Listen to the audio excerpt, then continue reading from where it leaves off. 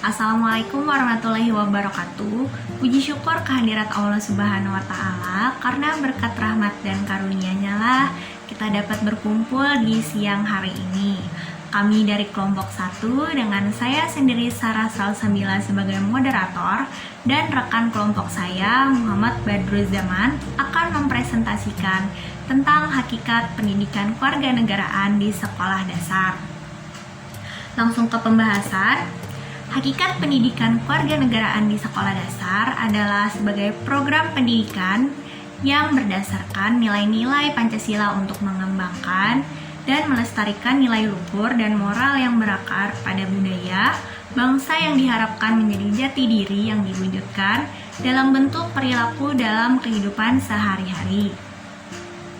Pelajaran yang dalam pembentukan diri yang beragam dari segi agama, sosial, bahasa, usia, dan suku bangsa memfokuskan pada pembentukan warga negara yang memahami dan mampu melaksanakan hak-hak dan kewajibannya untuk menjadi warga negara Indonesia yang cerdas, terampil, dan berkarakter seperti yang diamanatkan oleh Pancasila dan Undang-Undang Dasar 1945.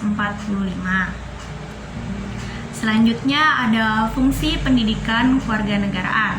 Fungsi pendidikan kewarganegaraan di sekolah dasar adalah sebagai wahana kurikuler pengembangan karakter warga negara Indonesia yang demokratis dan bertanggung jawab.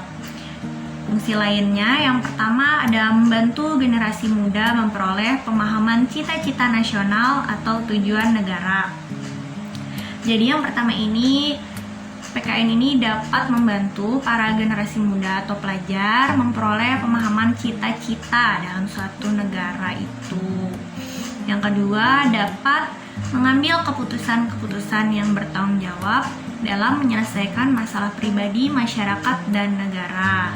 Jadi dengan PKN ini, para generasi muda ini dapat mengambil keputusan dengan tanggung jawab untuk menyelesaikan masalah pribadi, masyarakat, dan negara. Yang ketiga, dapat mengapresiasikan cita-cita nasional dan dapat membuat keputusan-keputusan yang cerdas. Jadi dengan PKN ini dapat mengapresiasikan cita-cita nasional itu seperti mencerdaskan kehidupan bangsa, juga dapat membuat keputusan-keputusan yang cerdas.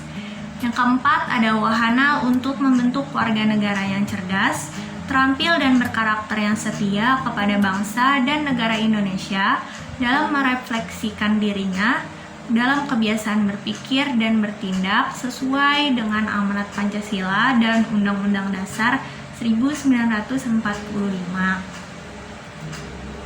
Selanjutnya ada tujuan pendidikan kewarganegaraan.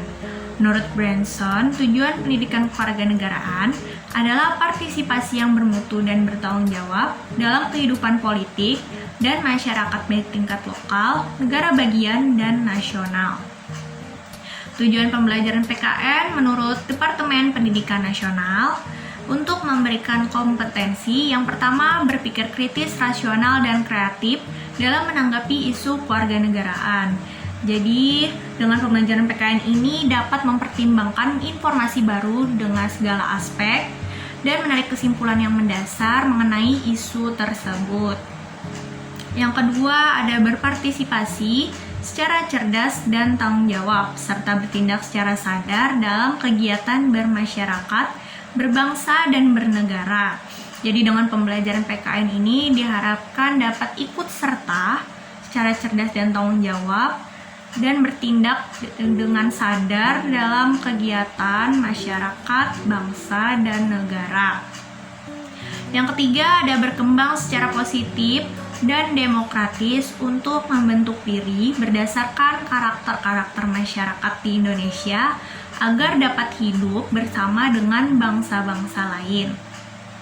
Jadi dengan pembelajaran PKN ini kita dapat berkembang ke arah yang positif dan demokratis untuk membentuk diri kita berdasarkan karakter-karakter yang ada di masyarakat Indonesia ini supaya bisa hidup bersama dengan bangsa-bangsa lain.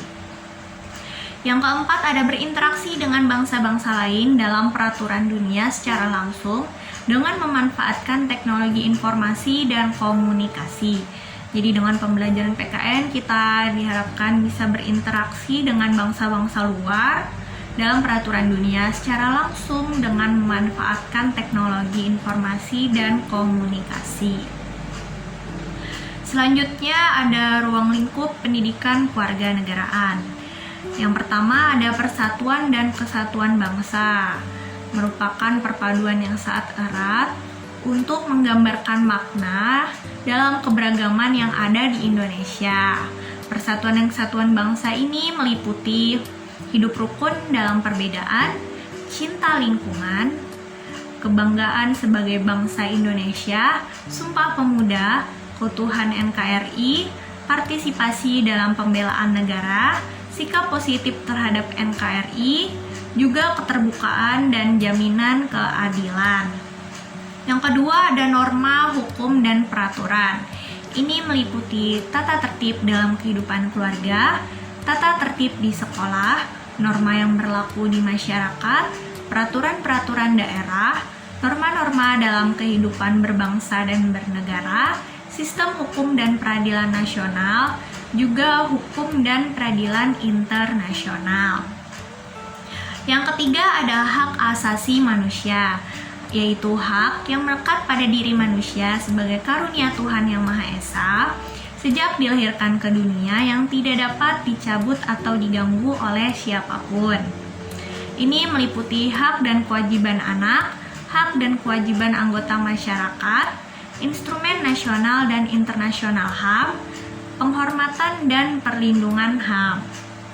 Yang keempat ada kebutuhan warga negara. Ini meliputi hidup gotong royong, harga diri sebagai warga masyarakat, kebebasan berorganisasi, kemerdekaan mengeluarkan pendapat, menghargai keputusan bersama, prestasi diri, juga persamaan kedudukan warga negara. Yang kelima ada konstitusi negara.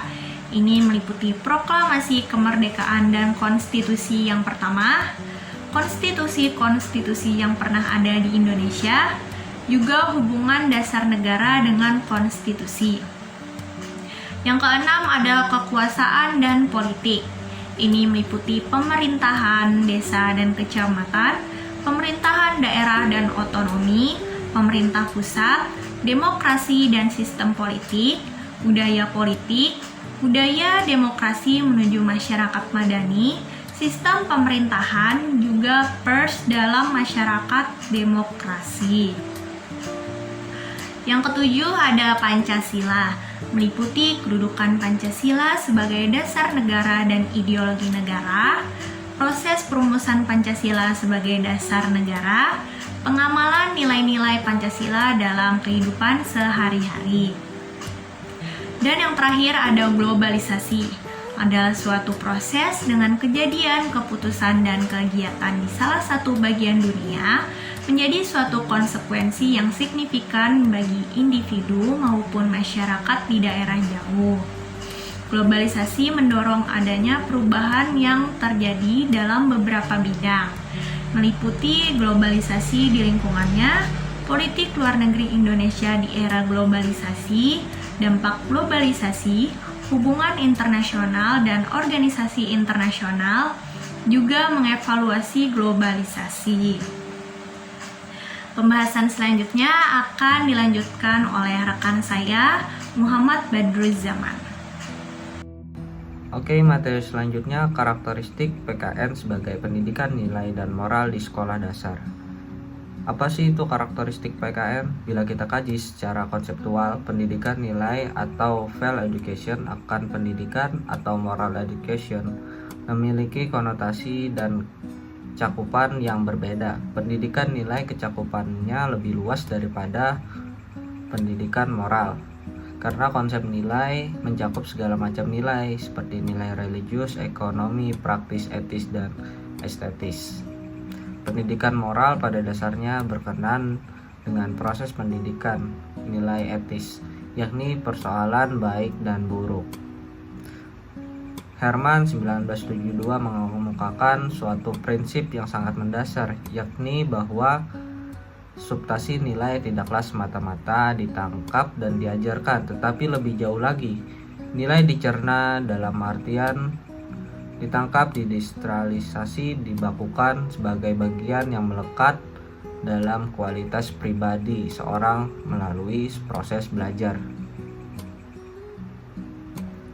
Selanjutnya, prinsip pendidikan kewarganegaraan.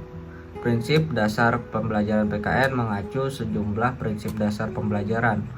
Menurut pendapat Bunimansyah 2002, prinsip pembelajaran tersebut adalah prinsip belajar siswa aktif, student active learning, kelompok belajar cooperative learning, pembelajaran partisipatorik, dan mengajar yang reactive learning.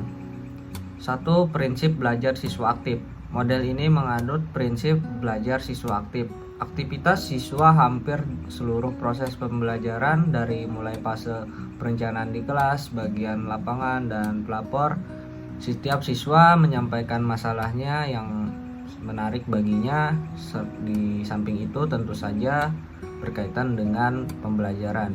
Setelah itu masalah terkumpul, siswa melakukan voting untuk memilih suatu masalah untuk dikajikan di kelasnya.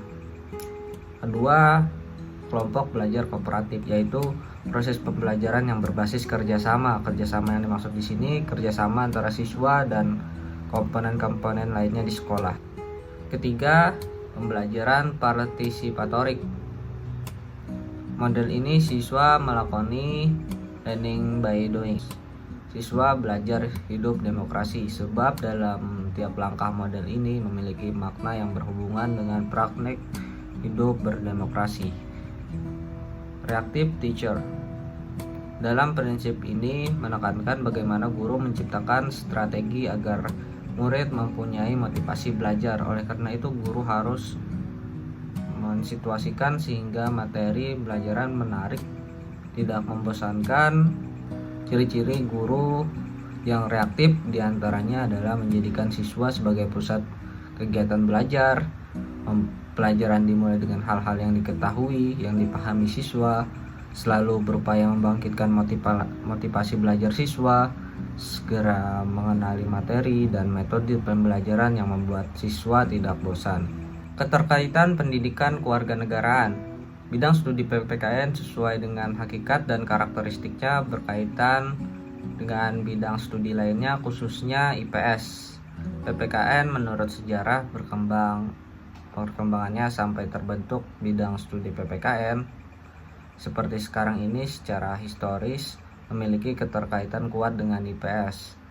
Dikatakan demikian karena sebelum menjadi bidang studi PMP, Pendidikan Moral Pancasila, yang menurut kurikulum tahun 1994 diberi nama studi PPKN sebagai upaya mewujudkan pesan Undang-Undang Sistem Pendidikan Nasional Nomor 2 Tahun 1989, khususnya pasal 39 ayat 2 dan ayat 3. Kesimpulannya adalah hakikat PPKN di sekolah dasar adalah sebagai program pendidikan yang berdasarkan nilai-nilai Pancasila untuk mengembangkan dan melestarikan nilai luhur dan moral yang berakar pada budaya bangsa yang diharapkan menjadi jati diri yang diwujudkan dalam bentuk perilaku kehidupan sehari-hari. Fungsi PKN di sekolah adalah sebagai wahana kurikuler, mengembangkan karakter warga negara Indonesia yang demokratis dan bertanggung jawab, serta fungsi lainnya membantu generasi muda memperoleh pengalaman, cita-cita, tujuan negara, dan dapat mengambil keputusan yang bertanggung jawab dalam menyelesaikan masalah pribadi, masyarakat, dan negara. Sekian presentasi dari kelompok 1, kurang lebihnya mohon dimaafkan.